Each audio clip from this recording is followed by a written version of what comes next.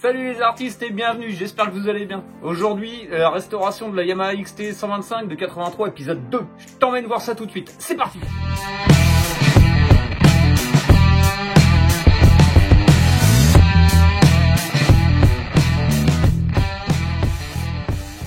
Alors aujourd'hui c'est la peinture. La peinture quoi? Bah la peinture au pétard. La fois d'avant je t'ai montré des pièces que j'avais fait en peinture époxy, des cale-pieds, des caches, de l'accastillage si tu veux. Et là aujourd'hui c'est de la peinture, parce que la peinture il faut que ça claque, et la peinture au pistolet y a rien de mieux pour que ça claque. Allez je te montre ça tout de suite avec le réservoir. Alors avant de décaper, il faut vraiment que je prenne les cotes des autocollants d'origine, parce que je vais les refaire à la maison. J'ai tout ce qu'il faut pour le faire, alors je vais en profiter. Ce sera du teinté dans la masse, ce sera pas de l'imprimé, et ce sera noyé dans le vernis pour le protéger. Donc j'ai pris les cotes, je remodélise ça sur l'ordinateur et ensuite je découpe.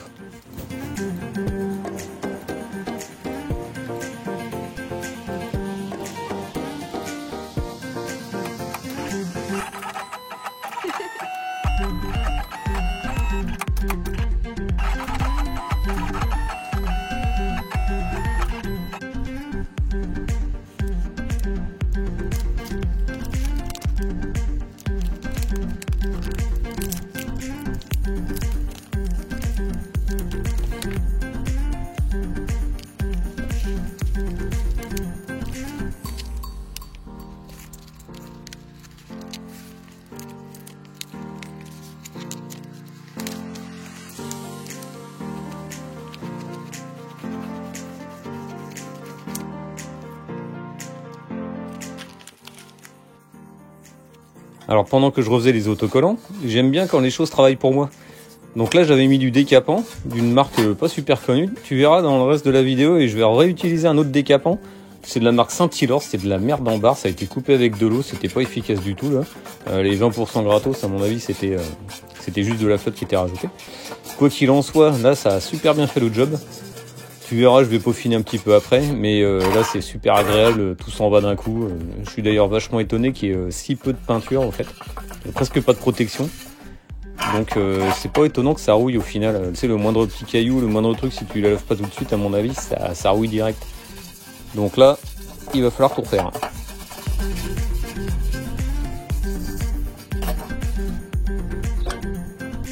Il fait 4000 degrés dehors.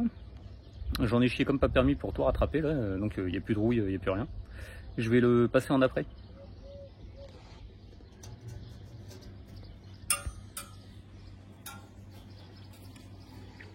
Bien sûr, il y aura du mastic à faire. Hein. Voilà, la première couche d'après phosphatant pour stopper la rouille et pour éviter que ça revienne, c'est passé.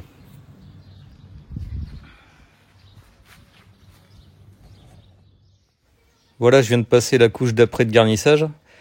Comme tu peux le voir, j'ai un petit peu forcé la dose pour éviter de mettre du mastic, donc j'ai un peu chargé. D'où la coulure. Bon bah c'est pas grave, hein, il y aura un petit peu de ponçage à faire.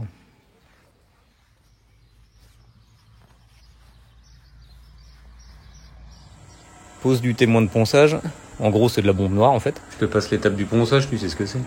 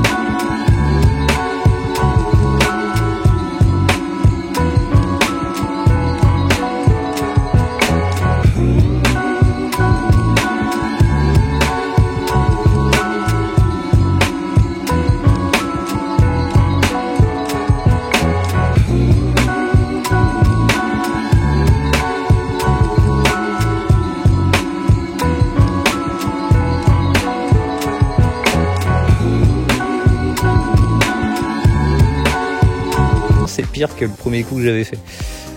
Bah c'est pas grave non plus parce qu'au final je vais reponcer. Et puis comme de toute façon je vais mettre les autocollants et je vais revernir, ce sera pas un souci.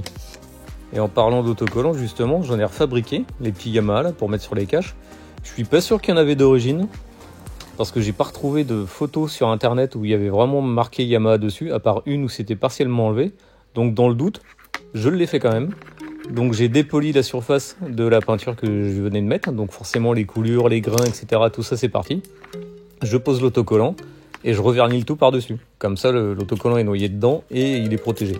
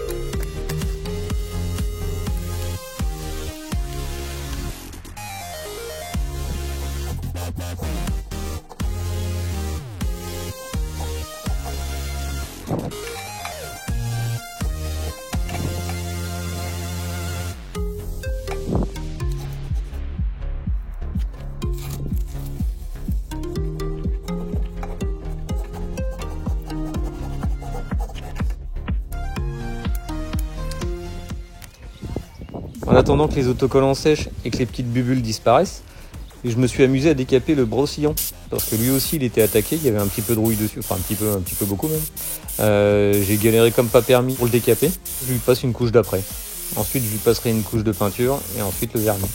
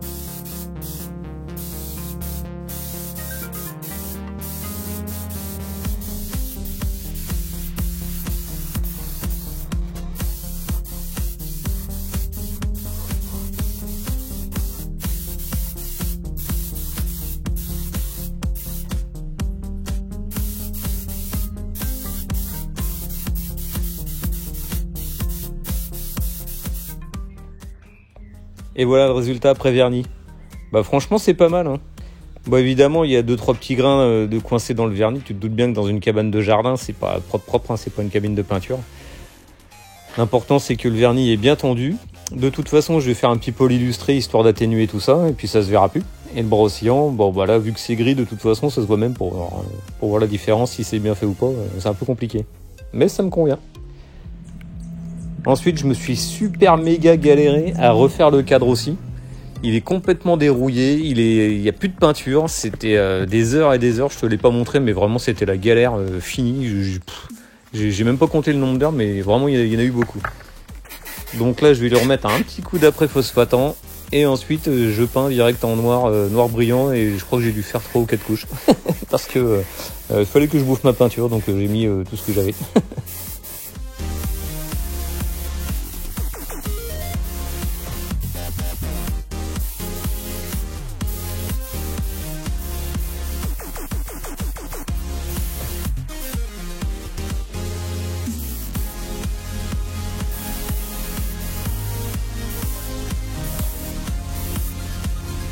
Et voilà une bonne chose de faite.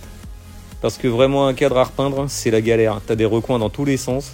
C'est très facile d'oublier des endroits. Heureusement que j'ai mis plusieurs couches parce que vraiment il y a des endroits j'avais zappé la première fois. Si c'était à refaire, je le referais faire en époxy. Parce que là vraiment c'était trop la galère. Voilà, l'épisode se termine maintenant. T'as vu, il n'y a pas eu trop de fails. Ça a été. Un peu de coulure, bon voilà. On est amateur, hein, on n'est pas professionnel non plus. Hein. Mais bon, le résultat est satisfaisant. Donc la prochaine vidéo, ce sera le début du remontage. En attendant, si tu veux voir la suite, hein, je te conseille de t'abonner, de partager, de liker. Moi je te dis porte-toi bien. Allez, ciao, bye bye.